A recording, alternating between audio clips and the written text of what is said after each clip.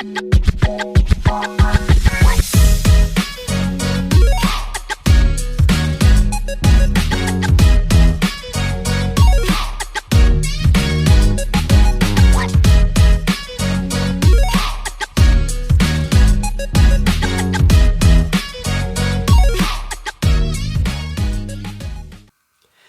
everyone, welcome back. So this is the movies, coffee and a chat video. Episode 4 I think it is now. So yeah, episode 4. So if you're new to these, obviously I do my monthly haul videos which I talk about anything I've watched that I've picked up in that month. And then these videos are kind of just a bit of a chat, a bit more casual. And basically I go through my letterboxd and there's certain things that I've either rewatched that I haven't seen in a long time that I don't usually get time to talk about or chance to talk about on the pickups. Or anything that I've maybe hadn't had time to watch on the previous pickup videos, but now I have, and vice versa. So rewatches, all sorts of things. Basically, what I've been watching, and possibly random other stuff in there in between. So basically, first of all, I want to do 2 shout outs to 2 new channels. Now, I did post, I think, about both of these, but I know sometimes I miss posts all the time on YouTube, so yeah, I thought I'd put them in the video just to make sure, full awareness out there, and shout them both out. So the first one is the newest one to me. I've just found actually this morning or a couple of mornings ago, depending on when you're seeing this now. And that is, let me just get them up on the screen here so I don't mess up the channel name. So the first one is Den's Movie Cave. So there we go, some pre-left space on the screen for me to edit that one in. Yep, Den's Movie Cave. So I think it was his 13th subscriber. So new channel out there. Obviously he's into his physical media, his home cinema stuff, so he's got projector system set up, which I'm a fan of. And you've also got, he's into his Dolby Atmos soundtracks, he's into his collecting movies, so you can see in the background there he's got lots of movies, which hopefully one day he'll kind of walk us through. I know he's starting to do his collection of 3D movies because he's into his 3D movies. But yeah, he's into his horror as well. He's got quite a few short videos there just introducing himself and doing like little mini reviews, which I've watched and really enjoyed. He's a fan of the Wolfman, so he's a good man. He's on my team there. So yeah, he's on my side with that one. Yeah, he's got lots of great content, I'm sure, coming up. Really nice guy. I did sort of comment on a few of his videos. I didn't want to spam his channel completely. But yeah, he got back and said I didn't realise, but he'd been subscribed to my channel and watches some of my videos, so there we go. That's always nice. So yeah, so that's Den's Movie Cave. So if you want to go check this man out, I highly recommend him. See what you think, and obviously offer him a sub and welcome into the community. He's only been there a couple of weeks, I think it is now. He's been doing it as of this video, maybe 3 by the time I get this video out. So yeah, he got about 12 videos up according to this on the screen at the minute.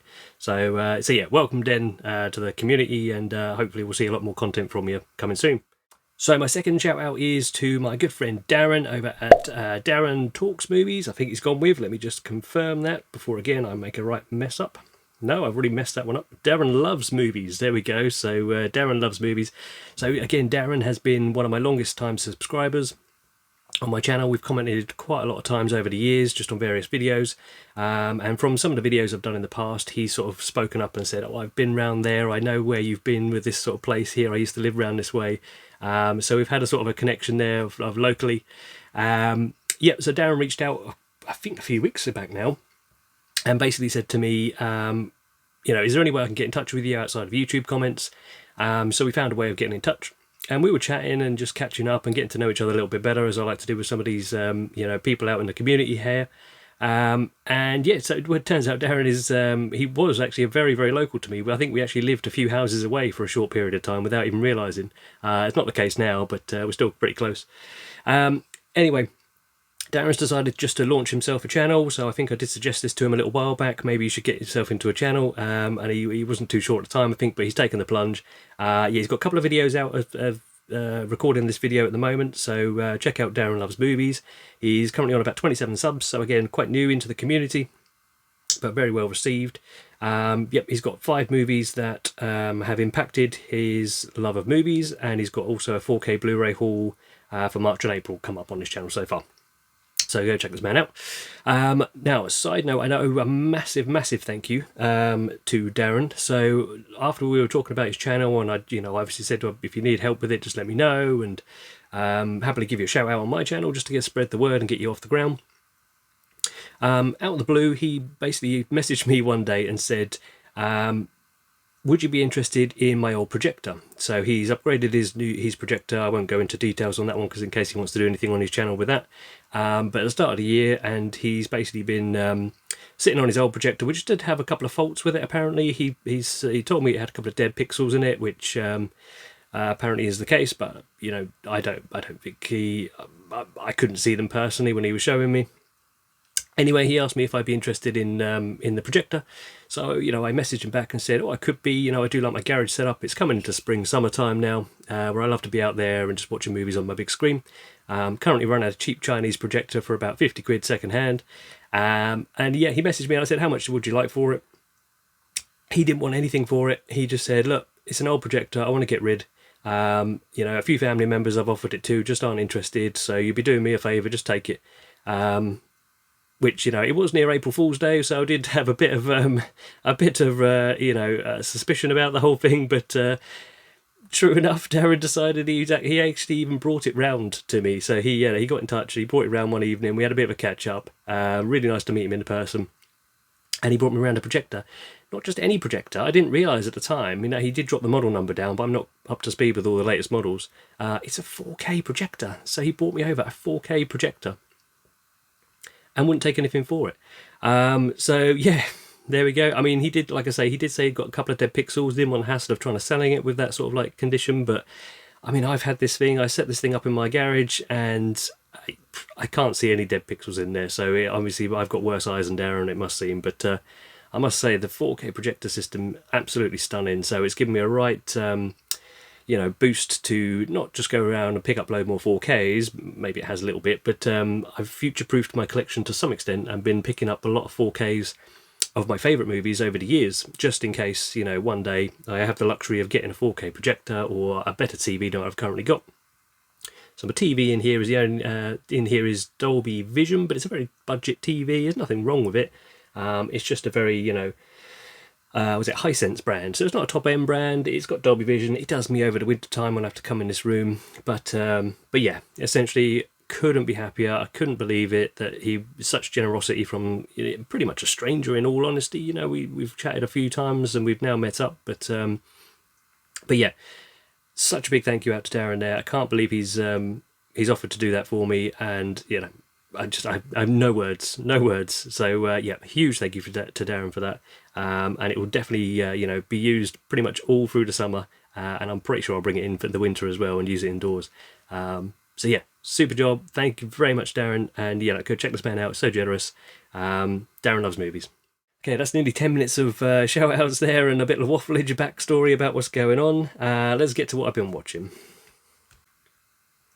So, where did I get to last time? I roughly think I got to... I'm just going back over my letterboxd here to remember what I've been watching. I'm pretty sure I'd rewatched Rush Hour, the last video I spoke to everyone about. Had a real good time with that. So since then, I think I've watched Rush Hour 2, which I think arguably slightly better time with that one even. Give that 4.5 stars out of 5 on Letterboxd. Just so funny. A lot of things now you probably wouldn't get away with very much. You know, it plays on the whole kind of different race cards with Jackie Chan and Chris Tucker, and you know, certain jokes in there that probably would get shunned today, but they make light-hearted fun of it, of what it was at the time. You know, no malice behind it. It was just good-hearted, you know, comedy fun, which they were both part of and they were both enjoying. Yeah, really good action comedy. I was laughing out loud so many times throughout there. Yeah, really enjoyed that one. That's one of the highlights of my rewatches recently. I grabbed a cider and watched Leprechaun, or rewatched Leprechaun. So yeah, 1993's Leprechaun. You know, he's not going to win any awards, but it's a 3 out of 5 movie for me. You know, I liked it enough. You got young Jennifer Aniston in there, obviously from Friends, and Warwick Davis. Just 90s horror fun. You know, it's exactly what I need for a nice evening after a hard day's work, and you go in there and just relax with a beer or a cider. I liked it so much, a couple of days later I did the same thing but with Leprechaun 2. So yeah, there we go, another 3 out of 5 movie for me. I spoke about The Hole in the Ground on my pickups video, so I'll skip over that one so I don't repeat myself. What else have I watched? I watched Thresh, so I don't think I mentioned this on the last video. So this would have been a streaming one, so currently on Netflix. Now I only watched Thresh here because of Jordan over at Movie Square. So Jordan basically did a really good review video of this one. It's the new shark movie that's on Netflix, so I love a shark movie, good or bad. I must admit, I did see this one was coming to Netflix, and I thought, you put two and two together, straight to Netflix, shark movie, and it doesn't come out usually with a very particularly good taint in your mind for me personally. But what I would say is Jordan did such a good job of selling this in terms of like giving his thoughts on it and explaining a bit more about it, that it instantly made me put it on my watch list. And within a couple of days of watching this video, I think I made my way over and actually checked it out on the new projector system that Darren kindly sent over to me. So yeah, I put Thrash on as a bit of a tester for the system. Yeah, I really enjoyed it. I think it's a disaster movie basically, so it's a bit like a 2012, an end of day. Not end of days, Day After Tomorrow type movie. So it's more of a disaster movie with a tsunami coming in, flooding out town, and it happens to have sharks in it. So yeah, it's like that. It's not an award-winning movie, but I had a lot of fun with this one. It's a big popcorn kind of fun movie, which I think apparently was originally meant to go to the cinemas, but never made it. It went to Netflix. So it's got enough budget behind it to be a movie you may have seen at the cinema. So don't necessarily think it's a completely terrible movie and it will have bad CGI and all that sort of stuff, because I've been apart from maybe one scene in it which stood out as a little bit ropey on the CGI. All the rest of it was pretty solid, I'd say. So yeah, it's a good fun time. I watched the new Super Mario Galaxy movie. It was fine. It was just the pacing of that movie was a little bit too there was just one thing, then another thing, then another thing, then another thing, and it didn't sit still for more than 2 seconds. Yeah, whereas the first one I thought had a really good sort of story to it, really good entry into the Mario universe, but the secondary one was a little bit too more, I don't know, it was just like, oh, here's a character, oh, then we'll move over to this bit, and this is the character, and then this character's locked away, and then all of a sudden this character's out now, but we won't go back to that, we won't worry about what's going on with it. It just kept on going and going and going, and just, I don't know, it didn't quite flow as nicely for me. I had a rewatch of Unbreakable, so I know Unbreakable I picked up on 4K, and again now this projector system's out in my garage and I can watch my 4Ks on the bigger screen. I thought I'm going to give a rewatch, a long overdue rewatch of Unbreakable. So obviously this is an M. Night film from 2000, which has got Bruce Willis and Samuel Jackson. So most people will probably know about this film, but for the few that maybe don't, it's basically a real world type based movie where there's characters in this. Bruce Willis starts off on a train journey, and yeah, he basically, after a few minutes of chatting to this woman, she gets off and walks away, and you hear this train horn in the distance as he's sort of like sitting there, and the next thing you know, he wakes up, he's in hospital being told he's the sole survivor of a train wreck. So not really a spoiler, it's the first sort of 5 to 10 minutes of the film, and from there he kind of like, he gets contacted by Samuel Jackson's character, and he basically says, we need to meet, I need to talk to you about certain things. He's intrigued enough and goes along, and basically Samuel Jackson says, I've been looking for this headline basically for years, where there's a disaster in the world and there is a single sole survivor. Not only is this sole survivor, he doesn't have a mark on him, like there's nothing else. Yeah, so they get together and he basically says, I think that I've studied comic books from the past, and I'm pretty sure that, these comics were probably based on people like us, where in the real world, but just exaggerated out. So he's saying that, when were you last ever sick? When were you last ever, in an accident and got hurt or anything like that? And Bruce Willis basically said he wasn't actually in an accident back in college, which throws his plan off slightly. Whereas Samuel Jackson's character, he's got this condition where he breaks like glass, hence his character's name Glass in the later movies. So he says that basically they're on the two ends of the spectrum, and he thinks that the characters that in comic books were kind of like based around people like them in the real world over years. So yeah, really interesting story, really enjoyed it, a lot of great shots in it as well. Highly recommend that one if you haven't seen that one. I talked about The Lair of the White Worm, so that one I really enjoyed, that was a pickup. I rewatched Everest, so again I think it was it Ollie? I feel like someone quite a while back now, maybe a year or two ago even, was saying how the 4K was a reference quality 4K, and obviously now I wanted to go through and put up on the big screen anything that would really show off the system or the new kind of setup. So I put a spin-off Everest on, and yeah, really nice, really nice. The film itself is fine for me. It's not an epic film. I don't think it's, a lot of people have, I think I'm the lowest rated. I give it 3 out of 5. I think I'm the lowest in my Letterboxd group of friends, basically. Which 3 out of 5 for me is a good film. It's something I enjoy. I don't know if I could go back and watch it again the following day or like a week later. I'd have to give it quite a lot of time in between watches, but when I do watch it, it looks spectacular, and it did look really good, and the story's pretty good as well. So yep, really enjoyed that one. And now I watched the Netflix series of Hulk Hogan, Real American. Now I think it's is it Carl? I'll link him down below and put his channel up here. Carl did a little review of this series as well after I'd watched it, and yeah, completely agree.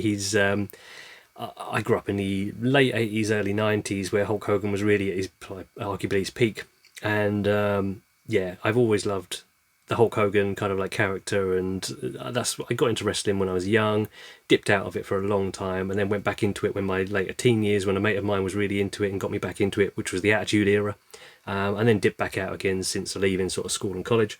But yeah, those two kind of times in my life when the Hulk was sort of like starting off, the Undertaker, and you got Randy Savage and all those characters back in the day, that's where I really remember enjoying watching it as a young boy.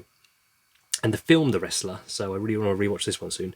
I've shouted out this film a few times. When I watched that film The Wrestler, it just made me think of like the real things that happen to wrestlers. So their bodies basically just break down over time. They've got so much, yes, it's all scripted, but however, they actually physically move themselves in certain ways which, you wouldn't do in your everyday life. They throw themselves around, they get beaten, they have accidents more often than not, where something doesn't go quite right, or something they're being hit with that's meant to be a cushion blow actually misses, and it actually is a proper blow to the head. So they get all these sort of breaks, injuries, their body wears down a lot quicker. And The Wrestler, if you haven't seen it, is a fantastic film. I just enjoy that so much because it always made me think, way before all this documentary came out, and I saw it years ago, it made me think that this is basically what's happening to a lot of people that I've grown up watching on wrestling. So people like the Hulk. I know he's been quite lucky to some extent in his career where he's had his ups and downs. He's always managed to bounce back. But a lot of other people that maybe hadn't been so popular, they've put their body through all that, and that's the only thing they know how to do. They can't do anything else in life. There's nothing really they want to do. It's their passion. But their body lets them down as they start aging out, and that is a story all about that. So if you've not seen the rest of the movie with Mickey Rourke, highly recommend watching that one. And obviously the Hulk Hogan series as well. So that's that one. Now, The Exorcist Believer. So this one caused a bit of a divide in the comments on my last video, my pickups video. So I've got to try and remember who was on what team now. I think most people are on team, they hate it, don't want to go near it. Nige, Rock God 2004, was on the team of like, it's good, go watch it. And I believe Alan, another shout out there to Alan to Physical Media Lives, another newer channel. Yeah, great guy, nice Irish tones to him if you like your Irish tones, on a presenter for a YouTube video. Yep, so I think both of those guys were pro Exorcist Believer, and pretty much the vast majority, I think, were not pro. So it's very much slanted in the wrong way for that. Now, where did I sit on it? I give it 3 out of 5 on Letterboxd. Yeah, nowhere near as bad as I was expecting. I really liked the first part of it, the opening. So a lot of people may be judging this film like I was before going into it, not knowing. So for the people that maybe haven't seen it, it's almost like, for me anyway, it was almost like if you didn't need the Exorcist brand attached to it. If you hadn't have attached it, it may well have done better. It's probably one of those films, apart from the last act of the movie. That's when it really kicks into like, fifth gear, and all of a sudden you're knee deep in an Exorcist movie. First act is like a missing children kind of thing, like the opening to something like Prisoners, where the kids go kind of like missing. Or, one of those kind of like, not quite Mean Creek or something like that, but it's like one of those movies where like the kids are off and they disappear, and the parents are worried sick and they're obviously trying to find them. That's like the first act of the movie, which I was surprised, didn't know that was going that route. The middle act was the worst for me personally, like the centerpiece of the film, where they kind of like, they I won't say too much, I don't want to spoil it for people who do want to, see the film, where, there's a little bit more kind of like going on in terms of what's happening with the kids, whether they find them, whether they don't, what's going on with those kids. And then the final act really, like I say, does kick into then the full-blown Exorcist kind of like movie, but for a modern day. So it's not going to be like, obviously, the 70s version of The Exorcist. That's far superior in every way. And if you're going to base it against that one, then you're probably dooming yourself to not liking it. But if you go in thinking it's just an Exorcist type film, yeah, I would say go in like that, and go in with a little bit more, open-mindedness. Maybe I know a lot of people did go in with open-mindedness and still hated it, but each to their own. I was quite surprised, so I'll be keeping that one. I will go back to it. It's decent enough. What else did I watch? So I watched Now, I did text my mate Andy. I forgot more of the movies about this one afterwards. This is going to be a niche recommendation, but it's one that I did think Andy would probably appreciate, and probably Sammy G. So Sammy G, you might appreciate this one as well, and possibly even Ollie to some extent. I know Ollie's quite a fan of these. I watched a movie called Extreme Movie. Now, it sounds like one of those, when they watered down all the movies, when they had all the disaster movie came out, an epic movie, all those kind of like spoof movies. It sounds like one of those, but like one of the ones that no one's ever heard of. It came out in 2008. Now, what I would say is, it's not a great movie, okay? It's not a great movie. No one's going to go into that thinking like, wow, that's now one of my favourite movies of all time. It's essentially, if you had all the deleted scenes from an American Pie straight to DVD movie clambered together, it's like a little sketch show. Almost very, very loosely threaded with a sort of storyline. That's what you've got for 80 minutes or 85 minutes. Extreme, does it live up to the title of Extreme Movie? Yeah, I think a few scenes probably do, to be fair, but definitely wouldn't get made today, the stuff in that. So if you like your sort of like a borderline offensive, or maybe full-on offensive movies, I'd say check out Extreme Movie. It's one of those early 2000s teen comedies, but like the lower end. I give it 3 out of 5 stars, like I say, so, and I'd watch it again. It had enough funny moments in it, and there's a few people in there you might know. So Matthew Lillard's in it. You've got, is it Paul Dano? Someone like that. I can't remember now. Oh no, the other guy. I always get mixed up. I'll put him in here somewhere. And then you've got, I won't mention who it is, but there's a surprise cameo. I didn't realise he was in it. In there, they do a scene where they do a clip from Weird Science. Obviously, they're taking the pee out of that one, basically, for a 5-minute skit. And there's a guy in that I didn't expect to see come in. I don't think he's on the credits, so I didn't see him anyway. So yeah, anyway, he was like a nice surprise to see. But there was definitely some scenes in that which may have me actually belly laughing, and yeah, probably shouldn't have done to a normal person, but definitely got me laughing. I think that brings us up to date with pretty much all the things I have seen and watched. I tell you what, I did watch. So I picked up and watched the film The Ugly Stepsister. From 2023. Now, I know my pal Tim loves this movie, so he recommended this one, and he's not wrong. I can't argue. It is a great movie. It's well acted, well shot, well made. I can't give anything wrong with the movie itself. What I would say is, for my tastes, it just didn't. It was a miss. It was a miss, basically. So nothing wrong with it. It's basically the Cinderella story, told more directly about the ugly stepsisters, hence the title. So where the Prince Charming's trying to find the missing, the foot for the missing slipper and all that. So it kind of like it's loosely based around that type of tale, and it follows the ugly stepsister. So one of these girls who's the stepsister, supposedly the ugly one, one of the ugly ones to Cinderella. So it focuses on her and how she's having all these physical procedures to change herself to make herself look more attractive, so she can be picked instead of Cinderella for the ball at the end of the thing and get married and be well off. Yep, really good scenes in terms of like what they do. So there's some like proper cringy moments in it when they're doing some surgeries on her and stuff, and there's a bit with a tapeworm, which I know Tim's a fan of, which will make you don't want to be eating spaghetti when you're watching that one, that's for sure.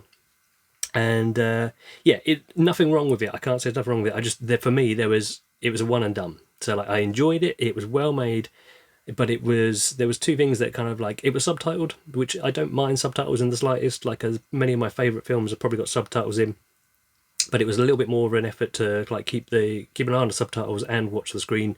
So obviously foreign language film, and it was in that kind of costume period drama thing, which automatically just switches my brain off. I don't know why. I think anything to do with like costume dramas, period dramas, there's just zero activity going on in my brain for when for enjoyment levels. I mean, just zero activity going on in my brain for most of the day, but like really flatlines it. So when I see people dressed up in these sort of like fancy clothes, I'm already struggling to be engaged, and that was the two things that really put it off for me personally. But if you are, it doesn't bother you about that kind of thing, then I think you'll have a great time with it, and I think it'll be an easy one to watch and recommend to most horror fans. It just, for me, was, I enjoyed it, and I know I won't go back to it, because the bits that I enjoyed were too few and far between all the other stuff that I didn't enjoy, if that makes sense. So that was The Ugly Stepsister. Weird recommendation. Recommended to most people, just didn't work for me personally. Maybe that works. Really glad Tim likes it, and I'm sure loads of people out there will like it. It's got high regard, high praise across the board. It just didn't tickle my fancy particularly. So no, I think that is it. So there we go. That's a bit of a catch up. Sorry if I've been a bit tired or a bit more rambly today. I've been up since 3:30 because my little one had a nightmare. And once I'm awake, I just can't go back off to sleep. I've been awake since crazy o'clock this morning. I've got some mates over who are heading over today at any point, actually, so there'll be a knocking on the door any second. And we're going to basically spend the next few hours, hopefully locked away in my garage, which sounds a bit weird, watching a few 4K discs, hopefully, before I go do the school run again. So, that's my plans for the rest of the day today. Obviously, this video is probably going up on a Sunday, so this might sound a bit weird doing a school run on a Sunday, but I'm recording it on a Thursday, I think it is. Hopefully everyone's enjoyed. Thank you again to both the new channels for their content, and for Darren for the projector. Really appreciate it, and I'll see you all again next time.